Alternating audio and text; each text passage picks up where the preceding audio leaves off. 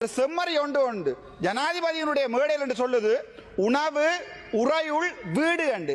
யாழ்ப்பாணத்திலே புக்கை என்பது ஒரு மிகப்பெரிய உணவு.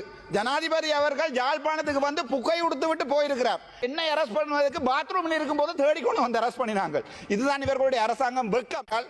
அரசாங்கம் எதிர்கட்சியோ பணக்காரனோ பிச்சைக்காரனோ ஒரு நியாயம் இருக்க வேண்டும்.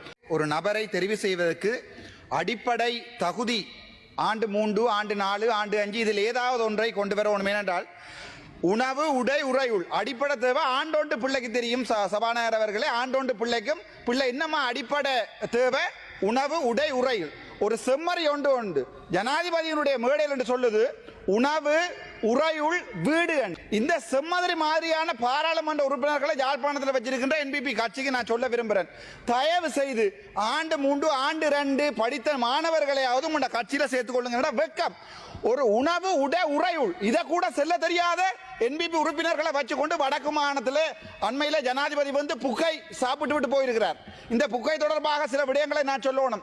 ஜனாதிபதி அவர்கள் யாழ்ப்பாணத்துக்கு வந்து புக்கை உடுத்து விட்டு போயிருக்கிறார். நாங்கள் புக்கை கேட்கவில்லை ஜனாதிபதியிடம். நாங்கள் கேட்டது வழிவடக்கில் இருக்கின்ற காணிகளை விடுவீங்கள், வழிவடக்கில் இருக்கின்ற மக்களுடைய வாழ்வாதாரத்தை பாருங்கள். இந்திய மீனவர்கள் அள்ளி கொண்டு போகின்ற வளங்களை சுரண்டுகின்ற வேலைகளை நேவியை போட்டு நிப்பாட்டுங்கள், அல்லது இடம்பெயர்ந்த மக்களுடைய வீடுகளை கட்டி கொடுங்கள். இன்று வரைக்கும் தன்னுடைய தந்தையை எதிர்பார்த்து கிடக்கின்ற ஒரு 12 வயது குழந்தையினுடைய ஆசை ஆனந்த சுதாகரனுடைய ஒரு முகத்தை வெளியிலே மக்களுக்கு காட்டுங்கள் என்கிற சின்ன சின்ன விடயங்களை தான் கேட்டுக்கொண்டிருக்கிறோம். ஆனால் இங்க சிலதுகள் புக்க சமைச்சு கொடுத்து கொண்டிருக்கிறது ஜனாதிபதிக்கு. வெக்கம். சம்பந்தப்பட்ட செம்மறிக்கு கிளிநொச்சியிலே அன்று வழக்கு, நான் அன்று வழக்கு போகாமல் விட்டிருந்தால் நான் இன்றைக்கு உள்ள. ஆனால் கிளிநொச்சி நீதிபதி அவரோட கேட்க விரும்புகிறேன். சாதாரணமாக ஒரு நீதிமன்றத்துக்கு ஒருவர் வரையலை என்றால் ஒன்றில் வைத்தியசாலையில் அட்மிட் பண்ணப்பட்டிருக்கணும் அல்லது தகுந்த காரணம் இருக்கணும். இந்த உணவு உடை உறையுள் சொல்ல தெரியாத செம்மறி அன்றைக்கு கிளிநொச்சி வழக்கு போகல. ஆகவே நீதிபதிமாரிடம் மன்னிப்பு கேட்டு நான் இந்த வசனத்தை சொல்கிறேன். அரசாங்கம் எதிர்கட்சியோ பணக்காரனோ பிச்சைக்காரனோ ஒரு நியாயம் இருக்க வேண்டும். ஆனால் இந்த உணவு உடை உறையுள் சொல்ல தெரியாத நபர் இன்றைக்கு நீதிமன்றத்தை கூட அவமதித்திருக்கிறார். அந்த அளவுக்கு தான் நீதிமன்றத்தை நான் வாழ்க்கையிலே அவமதிப்பதை ஏற்றுக்கொள்ளாதவன். இந்த நாட்டிலே ஒரு நியாயம் கிடைக்க வேண்டுமாக இருந்தால் அது நீதிமன்றத்தால் மட்டும் நான் வழங்கப்பட முடியும்.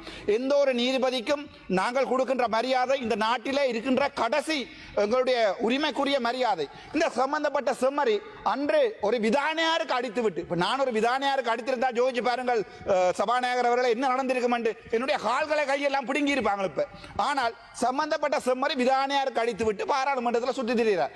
இவரை அரெஸ்ட் பண்ணுவதற்கு போலீசார் கேட்கிறாரு 7 மாதம் அவகாசம். இதை என்னை அரெஸ்ட் பண்ணுவதற்கு பாத்ரூமில் இருக்கும் போது தேடிக்கொண்டு வந்து அரெஸ்ட் பண்ணினாங்க.